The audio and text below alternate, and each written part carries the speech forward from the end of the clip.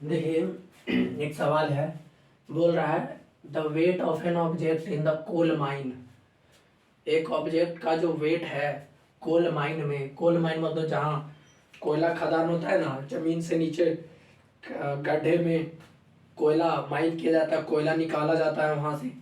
तो वहाँ पर ऑब्जेक्ट का वेट, समुद्र तल पर ऑब्जेक्ट का वेट और माउंटेन पहाड़ की चोटी पर टॉप पर जो वेट है वो है W1 W2 W3।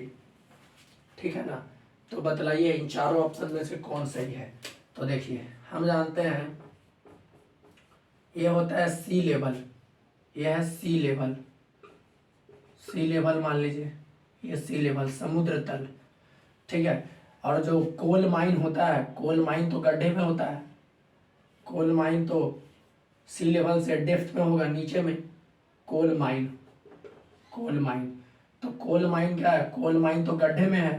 तो एक ऑब्जेक्ट आप रखे ले जाकर सी लेवल पर, एक ऑब्जेक्ट को रख दिया आप कोल माइन में, गड्ढे में। कोल माइन कहाँ होता है, जमीन के नीचे गड्ढा खनते हैं, वहां से कोयला, वहां जाकर हम लोग कोयला निकालते हैं। तो समुद्र तल से तो नीचे गड्ढे में ही तो होता है, धरती के नीचे ही तो होता है कोल माइन। ठीक है। अच्छा, और माउंटेन, माउंटेन क्या होता है, तो माउंटेन तो सी लेवल से ऊपर में होता है। माउंटेन तो क्या होता है, सी लेवल से ऊपर में होता है। माउंटेन तो सी लेवल से क्या होता है, ऊपर में होता है। ठीक है। तो ये आपका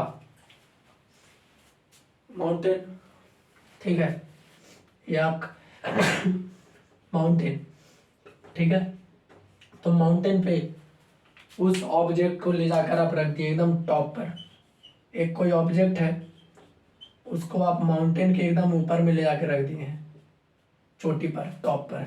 एक ऑब्जेक्ट है, उसको आप ले जाकर रख दिए हैं सी लेवल पर। एक ऑब्जेक्ट है, उसी ऑब्जेक्ट को आप ले जाकर रख दिए हैं कोल माइन में, गड्ढे में। तो देखिए वेट क्या होगा। तो बोला है कि भाई कोल माइन में ऑब्जेक्ट का वेट है W1, इसका वेट है W1, सी लेवल पर इसका वेट है W2 और माउंटेन के चोटी पर इसका वेट है W3। ठीक है ना, W3। तो ऑप्शन में से कौन सही होगा। तो हम जानते हैं कि जब भी एक लेवल से हम नीचे जाएंगे या ऊपर जाएंगे तो एक्सेलरेशन ड्यू टू ग्रेविटी घटता ही है। सी लेवल को आप मान लीजिए धरती का सरफेस, सी लेवल को मान लीजिए धरती का सरफेस जहाँ पर हम लोग रहते हैं।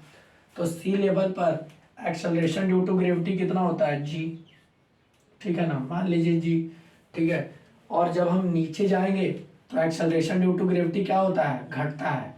जब ऊपर जाएंगे सी लेवल से तो भी एक्सेलरेशन ड्यू टू, जब सी लेवल से नीचे आएंगे तो भी एक्सेलरेशन ड्यू टू ग्रेविटी घटता है। कितनी बार बता चुके हैं पीछे बहुत सारे क्वेश्चंस में। और सी लेवल से जब ऊपर जाएंगे, सी लेवल से जब ऊपर जाएंगे तो भी जी का मान क्या होता है, घटता है। सी लेवल पर जो एक्सेलरेशन ड्यू टू ग्रेविटी है, कोल माइन सी लेवल से नीचे जाएंगे गड्ढे में तो डेप्थ में जाने में, नीचे जाने में एक्सेलरेशन ड्यू टू ग्रेविटी घटता है। अच्छा, और सी लेवल से ऊपर जाने में, हाइट पर भी जाने में एक्सेलरेशन ड्यू टू ग्रेविटी का मान क्या होता है, घटता है। और वेट क्या होता है, तो वेट होता है किसी भी ऑब्जेक्ट का आपको वेट निकालना है तो m इंटू जी लिखना पड़ेगा। मतलब किसी भी ऑब्जेक्ट का वेट आप निकाल रहे हैं तो उस ऑब्जेक्ट का मास क्या है वो लिखिए, और कहाँ पर, किस लोकेशन पर उस ऑब्जेक्ट का आप वेट निकाल रहे हैं तो उस लोकेशन पर का, उस जगह पर का एक्सेलरेशन ड्यू टू ग्रेविटी निकालिए कि वहाँ पर एक्सेलरेशन ड्यू टू ग्रेविटी कितना है।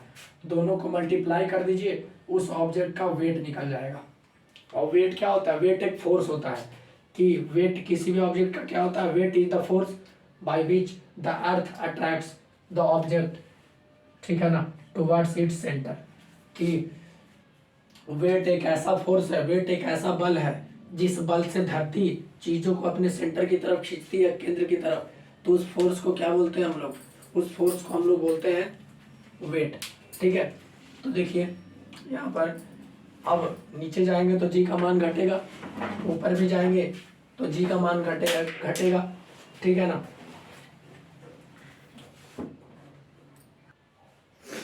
तो देखिए, ठीक है ना, नीचे जाने पे भी जी का मान घटता है, ऊपर जाने पे भी जी का मान घटता है।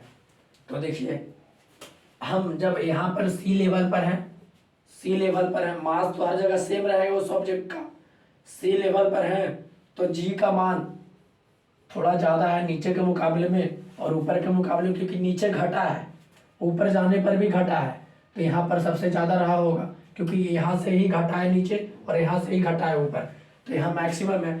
तो सी लेवल पर जो वेट है ना W2, वो क्या होगा, बड़ा ही होगा। किससे बड़ा होगा, तो W1 से बड़ा होगा और W3 से बड़ा होगा। क्यों, क्योंकि G का मान यहाँ पर कोल माइन में घट गया है, तो वेट भी घट जाएगा। ऊपर जाने पर, माउंटेन पर जाने पर भी weight, acceleration due to gravity घटा है, तो ये मल्टीप्लाई होकर कम ही वैल्यू तो आएगा, तो वेट भी घट जाएगा।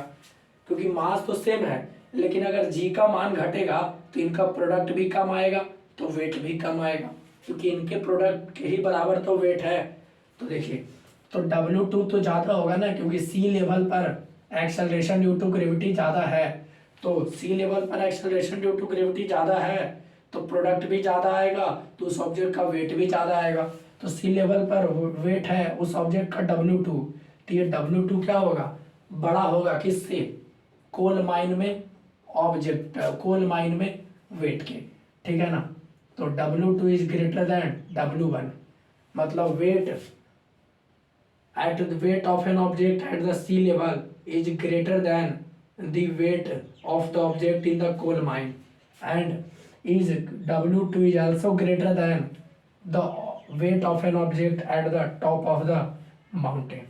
कि मतलब सी लेवल पर उस ऑब्जेक्ट का जो वेट होगा वो कोल माइन में जितना वेट आ रहा है उससे ज़्यादा ही होगा, और सी लेवल पर जो वेट है उस ऑब्जेक्ट का वो माउंटेन के चोटी पर के वेट का ज़्यादा होगा, ठीक है ना। तो सी लेवल पर उस ऑब्जेक्ट का वेट ज़्यादा होगा कोल माइन के मुकाबले में और पहाड़ के चोटी पर के मुकाबले में, ठीक है ना। तो सी लेवल पर उस ऑब्जेक्ट का वेट सबसे ज़्यादा होगा। तो क्या आ गया ऑप्शन नंबर ए, कि W2 is greater than W1 is also greater than W3। Sea level पर उस ऑब्जेक्ट का वेट सबसे ज़्यादा होगा कोल माइन में वेट के मुकाबले में और पहाड़ पर के वेट के मुकाबले में।